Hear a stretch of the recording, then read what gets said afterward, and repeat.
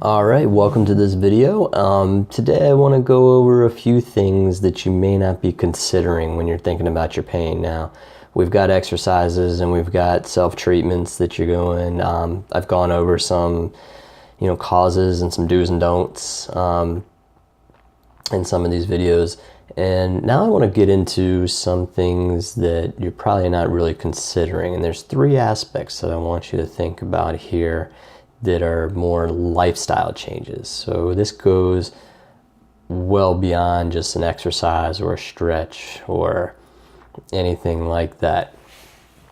This is making changes that are going to accelerate your healing more and really make a big difference in how you feel just on a daily basis, from not just your shoulder perspective, but from just an energy standpoint. And those three things are sleep, nutrition, and stress. So let's start with sleep. Now, we talked a little bit about positioning and things to avoid, but sleep is probably one of the most important aspects of healing. And too many of us are not getting enough sleep. In fact, probably most people are not getting enough sleep on a nightly basis. And the truth is, you need to get a good 6 to 8 hours of sleep a night. And I'm talking about deep sleep, REM sleep, because this is where the body is able to heal itself. When you're in that REM level of sleep, that deeper level of sleep, your body is fully relaxed and it can recharge and heal. Muscles can heal. Everything is healing at that point. If you're getting less than 6 hours of that type of sleep, your body is not going to heal as well. You're not going to have as much energy. And just overall, any condition that you have, it's going to take longer to get over. So it's a very important aspect here is sleep. Sleep patterns, going to bed and waking up at a same time each day. Definitely through the week, not necessarily in the weekends, but definitely through the week. You want to try to go to bed at this, a consistent time and wake up at a consistent time. You'll find that you're a lot more energized and a lot less tired if you have that consistent pattern going on.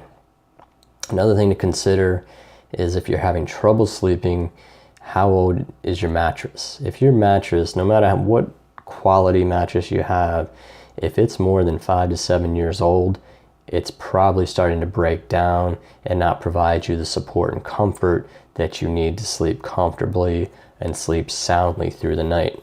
So that's a big investment. I know it's, mattresses aren't cheap, but when you think that you're going to spend a third of your lifetime sleeping, the investment that you're making should be a good one if you want a comfortable night's sleep. Now, we also want to talk a little bit about nutrition, and there's a lot of things that you can take that are natural herbs and things like that can help inflammation. One of the big ones, two big ones that I think are very helpful are turmeric and ginger. And these two herbs are very strong antioxidants, and they have a very powerful anti-inflammatory properties to them. And when you take them, it can help, decrease the inflammation in your body. And the great thing about these herbs is that you can go to a vitamin store and buy capsules of them, and that's fine. I mean, I tend to do that myself with turmeric and ginger, but I also like to cook with them both, and you can put them in smoothies, you can put them in your food, you can, there's a lot of great tea recipes for turmeric and ginger. And just to take that, rather than having to take an ibuprofen or some kind of prescribed medication that has a ton of side effects, this is a much better path to be on because it's more natural for your body. Another good mineral that I like to tell people to take, or at least include more into their diet, is magnesium. And magnesium is a mineral that so many people in America, in this country, are deficient in, and because of there's a lot of processing of the food, and that takes a lot of these good minerals like magnesium out. And magnesium is a very strong mineral that helps with your energy levels and prevents fatigue. And a lot of people who, they've found who have chronic fatigue or chronic pain syndromes, chronic fatigue, fibromyalgia, they find them to be deficient in this mineral significantly. And taking magnesium tends to make their symptoms better. So as you can see, from that, magnesium is a pretty important thing. If you have a lower level, condition, magnesium would be a great thing to take to help your energy levels and reduce some of your pain. Vitamin D, another one that's many of us are very deficient in, plain and simple, because we're just not getting enough sun exposure. And we're in the car, we're in our office, we're sitting at home watching TV rather than getting outside and absorbing some sunlight naturally. And the fact is, you can go outside for 10 minutes in the sun and get sun exposure on your face and your arms for only 10 minutes, and you're going to absorb 10,000 IUs of vitamin D, which is a huge amount. Now, why is vitamin D important? Vitamin D is important because it's great for your bone and joint health, and it's great for your immune system.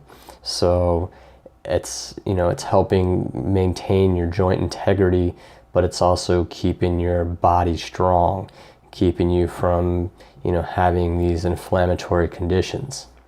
So speaking of inflammatory conditions, things you should try to avoid are a lot of high sugar foods, sodas, cookies, candies, these kind of things that have a lot of high sugar content, because a lot of sugar in the body can cause inflammation as well. A lot of people don't know that, but when you take in sugar, you get a big spike of insulin in your body.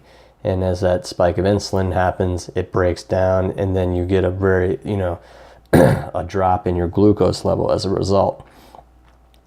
If you're doing this a lot with, a lot of sugar intake, your body's going to see this as a low-grade inflammatory condition, and it's gonna try to fight that, and it's going to cause pain in your body, because pain is just is a signal that you get when there's inflammation. It's just letting you know that something's going on, and high sugar diets can certainly cause this.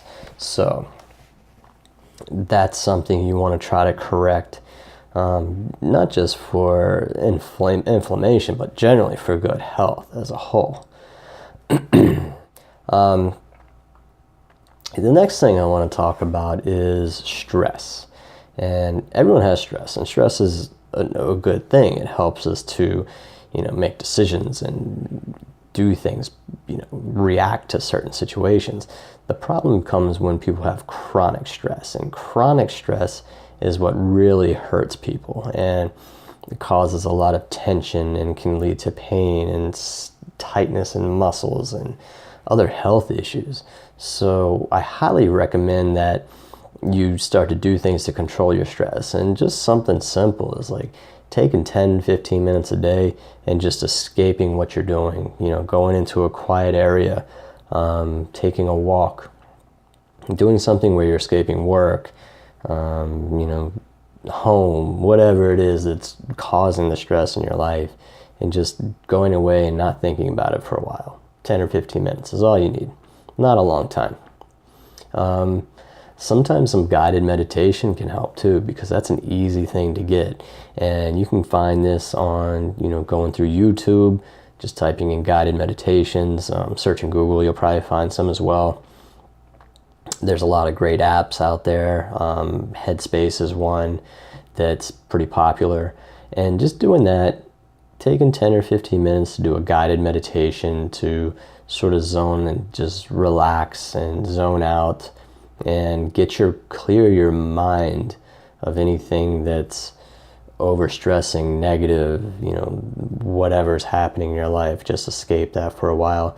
You're gonna find it has a really positive impact on your body and how you're feeling. It's gonna positively impact your energy levels. In fact, that's a great way to start the day, is just doing a nice guided meditation to sort of clear your mind for the day and get you prepared. And I think if you do that, you're going to find that you feel a lot better, and you're going to heal better as well. So those are the few aspects of, that you need to change within your lifestyle that are going to help improve. And there's a couple links to a couple articles below that are going to go over some of these natural remedies for inflammation, talking about magnesium a little bit. So feel free to read those, check them out. You can learn a little bit more about them as you read. And again, contact us always if you have any questions or concerns.